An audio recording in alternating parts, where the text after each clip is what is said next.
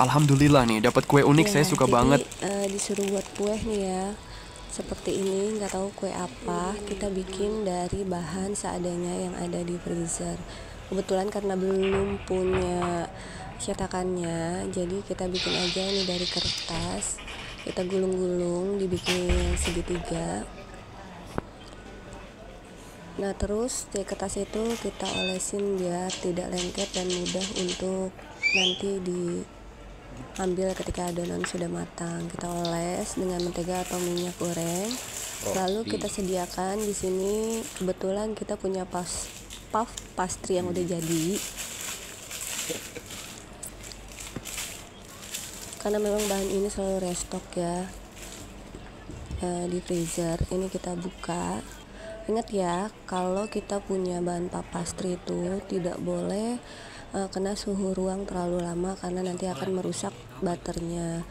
Jadi benar-benar dia harus selalu berada di freezer ya, agar bisa digunakan.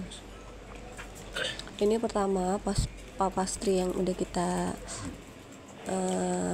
dinginkan tadi, kita buka. Untuk merek tadi bisa dicari sendiri ya, kalau nggak salah itu merek Edo. Lalu kita potong-potong. Karena ini hanya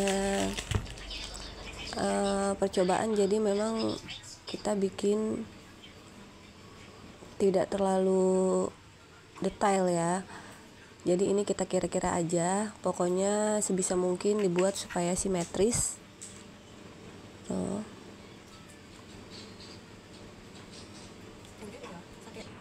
Nah, sudah kita potong-potong. Sekali lagi karena ini dadakan, jadi ya kita pakai bahan seadanya. Bisa kita lihat, ini kita hanya menggunakan kardus bekas yang sudah kita bentuk menjadi corong atau segitiga seperti terompet. Lalu kalau udah, kita lilitkan adonannya sesuai dengan bentuk yang tadi sudah kita buat. Lalu kemudian dioles oleh putih telur ya. Kemudian untuk selanjutnya sama, kita lilit aja sesuai dengan bentuk yang udah kita buat tadi, seperti ini.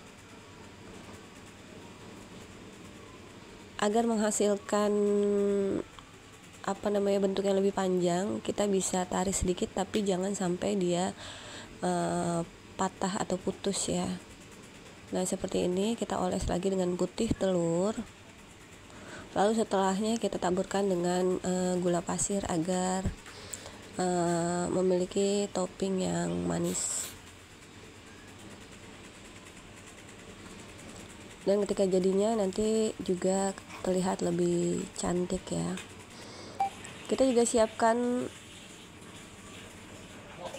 loyang yang sudah kita oles mentega atau minyak agar dia tidak lengket dan mudah untuk nanti kita balik hingga ke seluruh permukaannya matang merata.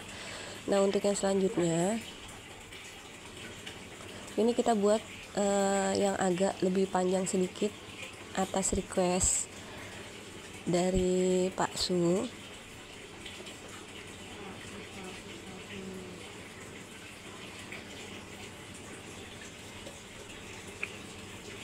Nah, kita lilit sampai semuanya tertutup. Jika bahannya kurang, kita bisa tambah lagi dengan adonan yang lain. Kita sambung aja. Nah, sebelum disambung bisa kita oles lagi dengan putih telur agar dia nempel ya. Karena kalau nggak pakai putih telur, nanti takutnya copot di tengah-tengah ketika kita memisahkan antara adonan dengan cetakannya.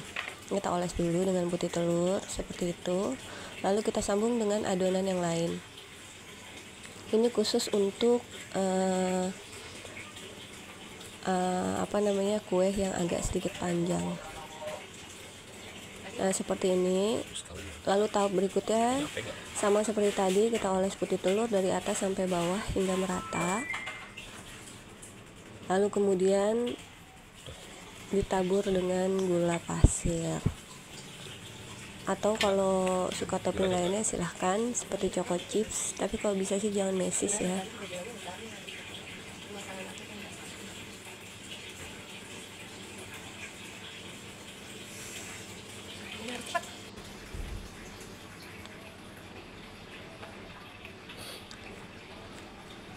Untuk yang selanjutnya juga sama, ini hanya sisa-sisa adonannya, jadi ala kadarnya ya, seperti itu, dililit sampai bawah.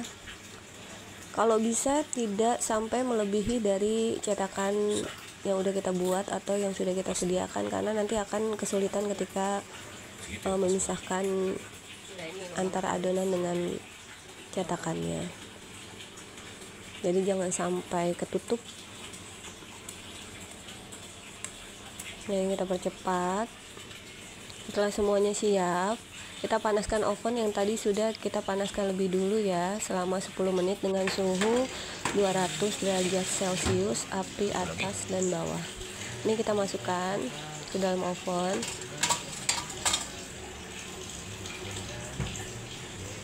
Nah, untuk bagian bawah nanti ketika matang kita akan pindahkan ke atas. Lalu kemudian kita akan membuat krim sebagai bahan isian dari kue tadi, serta air es ya. Wajib air es, karena kalau nggak air es ini tidak akan mengembang. Kita bisa bikin krimnya sendiri juga sih sebetulnya, tapi ini karena kebetulan pengen yang instan, jadi kita pakai bahan-bahan yang instan juga. Setelah itu kita campurkan dengan 200 ml air dingin. Yang tadi adonan krim yang kita masukkan itu 100 gram ya, 100 gram ditambah 200 ml air dingin. Kebetulan ini ada gelas yang sudah ada ukur takarnya, jadi mudah. Lalu kita blend sampai mengembang ya, dengan kecepatan yang tinggi, karena kalau kecepatannya rendah nanti keburu airnya tidak dingin lagi, sehingga tidak bisa jadi set.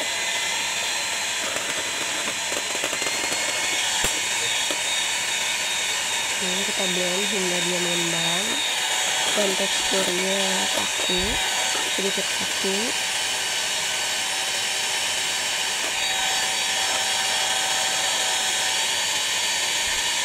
Biasanya saya untuk isian sus itu kita tambah dengan margarin ya, agar dia tidak mudah, margarin atau cream cheese agar tidak mudah untuk mencair sih sebetulnya, agar bisa tahan untuk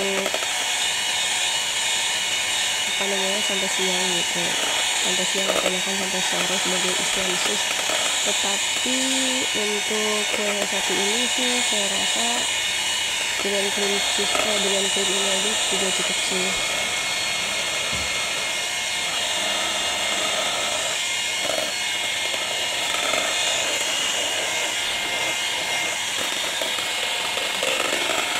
Nah, setelah agak rapuh seperti ini, kita bisa lihat. Jangan lupa kita tes rasa dulu ya.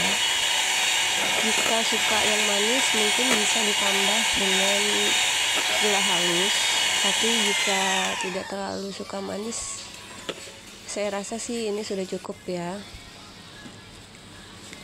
Nah, sudah jadi. Siap-siap kita angkat adonan yang tadi sudah matang ya, sudah matang seperti itu. Bentuknya bagus sekali ya, walaupun dengan alat seadanya. Nah, ini kita pindahkan ke bagian atas. Nah, ini kita harus tunggu dingin dulu ya, supaya krimnya tidak mencair. Kita tunggu dingin, setelah dingin baru kita masukkan krimnya. Nah, ini adalah hasil ketika kita sudah copot tadi ya, cetakan yang kita buat dari kardus kayak gini. Nah, ini sudah dingin dan siap kita masukkan krim yang tadi udah dibuat.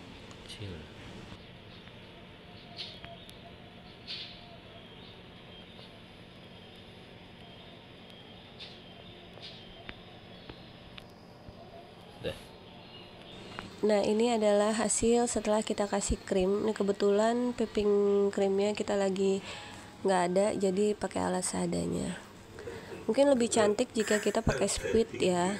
Squid yang ada bentuk-bentuknya itu akan lebih cantik lagi. Makasih.